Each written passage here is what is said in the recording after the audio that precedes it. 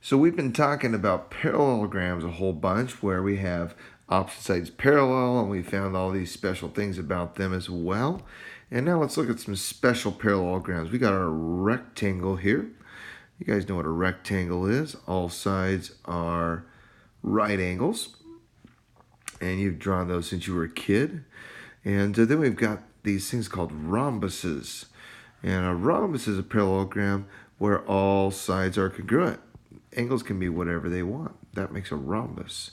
Then we've got these guys called a square. And squares we're real familiar with.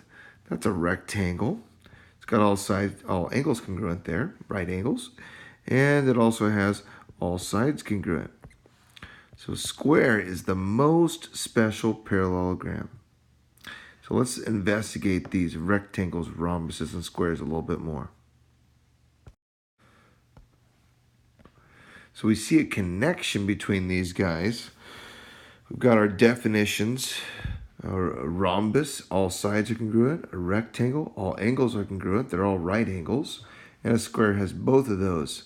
So we have these overlapping definitions, okay? And we see that if we can make a big Venn diagram, if we were to have all the quadrilaterals, in the whole world of quadrilaterals is this rectangle, let's say. Well, inside of the world of quadrilaterals, we've got these special things called parallelograms. And if this oval here was all the parallelograms, then inside of those parallelograms, we'd have some special ones. Those are the rectangles, parallelograms with right angles. So let me maybe draw some pictures. We've got all these different little parallelograms over here. Long and skinny ones, tall and skinny ones, wide ones, whatever. Okay? And then we've got rectangles. Those are still parallelograms, but a rectangle is a special parallelogram. And then we have these things called rhombuses. And a rhombus is a parallelogram. It's not necessarily a rectangle.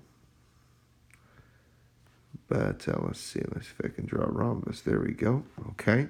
Pretend all those sides are congruent. And then we've got these special ones in the middle that are both rectangles and rhombuses and parallelograms and quadrilaterals. That's our square. So the key is that if something is a square, it's both a rectangle and a rhombus, all right? And it's also a parallelogram. So let's investigate a little bit about rhombuses here. Let's get my Rhombus Explorer out here, all right? So here we have a rhombus. And there's three special things we need to find out about a rhombus. One, we know that all sides are congruent. Okay, but watch as we move this rhombus around. Okay, we see some angles changing there.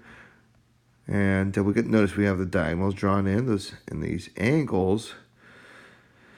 Something interesting is going on. What's happening here in the middle of this? Watch the middle of this guy as we move this around. What's happening there in the middle? Well, notice it's always a 90 degrees. And that's always going to be true.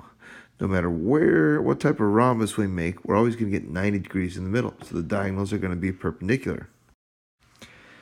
Now notice what's happening with the angles. Well, the angles down there by D, now up top by D, notice they're the same.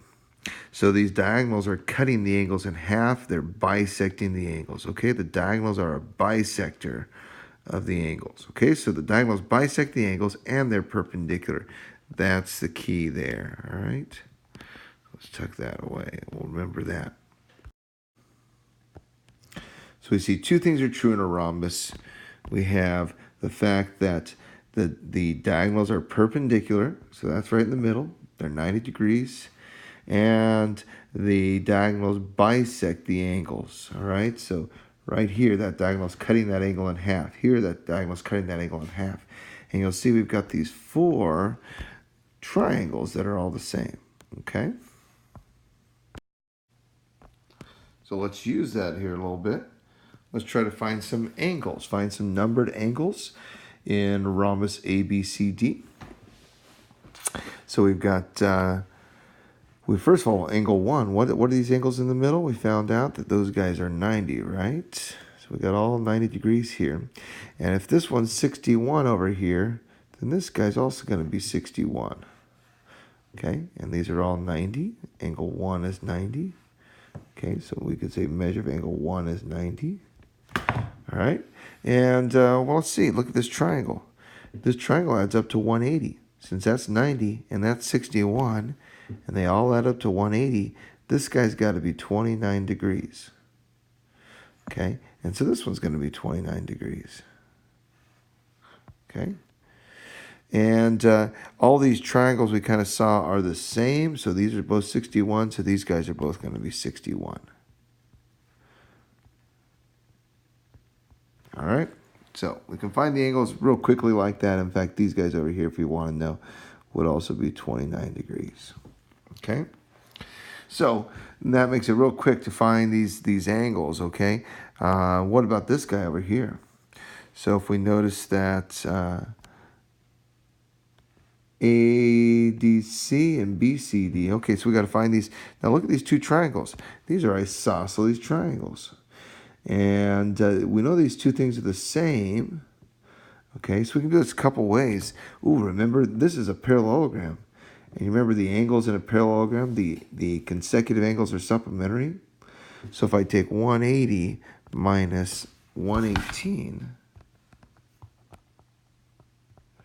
then we know that that is 62 degrees. So this whole thing is 62 degrees. So if that's 62 degrees, and we cut that in half, then each of these have to be half of 62, right? So measure of angle 1, and all of them are 31 degrees. So these are all going to be 31 degrees there. Okay? So that's the idea there. All right. So find the measure of all the angles. Well, I think we just did that. Okay, so I think we can say check. Got that. All 31 degrees for the ones that are numbered. All right? Well, let's look into some rectangles here now. So we said that a rhombus had congruent sides, had perpendicular diagonals, and diagonals that cut the angles in half. They bisected the angles. So, all right. So now let's look at rectangles here. So we're going to get a little rectangle explorer going on here. So here we have a little GeoGebra that has a rectangle going on here. All right. So let's see if we can make this guy. All right. So what's going on here? All right. Well, first of all, we know that we've got some right angles, right? There, right angles all around. Nothing terribly new there, okay?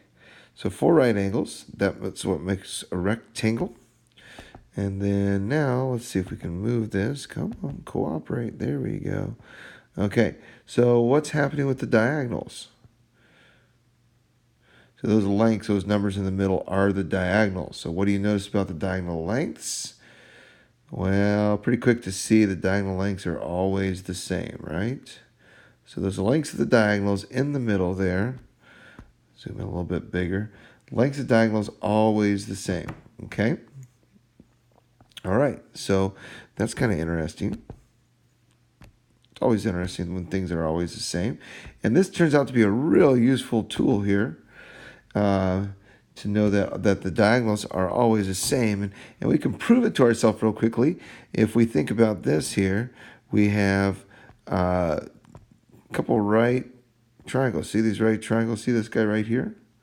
Okay. And I'm not totally sure what these lengths are, you know. Maybe this is 3, maybe, I don't know, this is maybe 4, and this is 6, okay? And so if that was true, ignore these numbers for a second. If that was 4 and 6, then we could do 4 squared plus 6 squared equals c squared. 4 plus, let's see, what's that going to come out to be? 4 squared plus 6 squared equals c squared. So we're going to get c squared equals, well, this is 16 and 36 Don't worry. Okay, that's going to come out to be 52. I think that adds up to 52. You can check my math there. So the length of the side is going to be the square root of 52. So this guy is the square root of 52. Well, how long is this line right here? Well, because it's a rectangle, this guy is 4 and 6. We already knew that. So if I do the whole Pythagorean theorem again, I'm going to see that this is the square root of 52. And aha, they're always the same. Okay, well, that's good to know. So there we can see the diagonals of a rectangle are always congruent. Okay, so that is a very useful thing to know. Let's work with that. So we see the diagonals of a rectangle are always congruent. That is the key feature of a diagonal. Now, since it's a rectangle is also a parallelogram, we also have all these other things. Sides are congruent. Diagonals bisect each other. That's still true about a rectangle, okay? So here we've got a rectangle QRST. We know that QS is 5x minus 31, and RT is 2x plus 11. And those are the lengths of the diagonals. So what did we just find out about the lengths of the diagonals? Well, the lengths are congruent. So we got 5x minus 31 equals 2x plus 11. Okay? And so if we solve this, just work out some algebra here, we're going to get our value of x. All right, and so we can add 31. And what do we got there? It looks like we got 42. And if we divide 42 by 3, that's going to come out to be 14. Okay, so we want to find the lengths of the diagonal. That was the original question. So the lengths of the diagonals, well, QS is going to be 5 times 14 minus 31. And 5 times 14, well, that's going to come out to be 50 and 20, that's 70. And that's going to come out to be 39. Okay? And so also we know that the diagonals are the same, so they're both going to be 39. All right? So that's the idea, all right?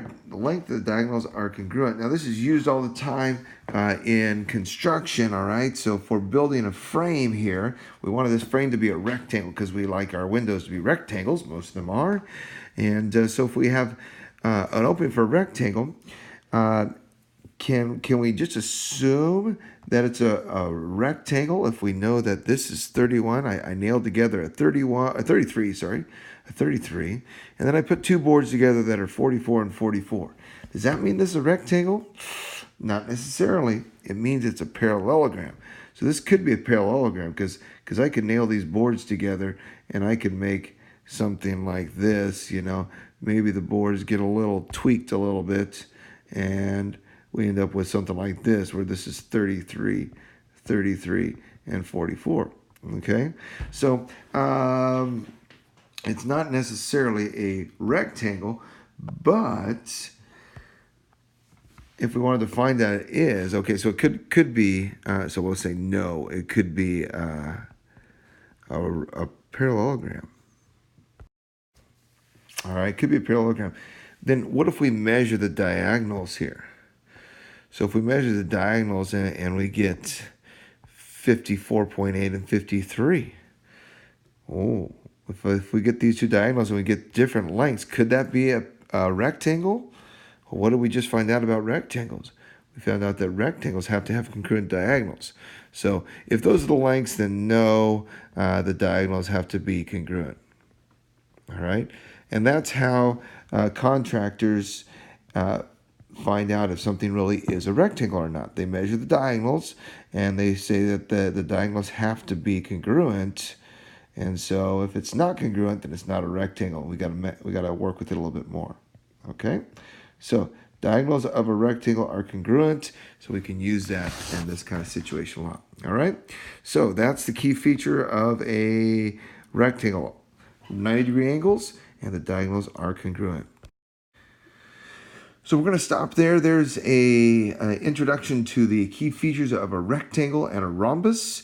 And we can use those now to identify if a parallelogram is one of these special shapes. All right, go for it. Good luck.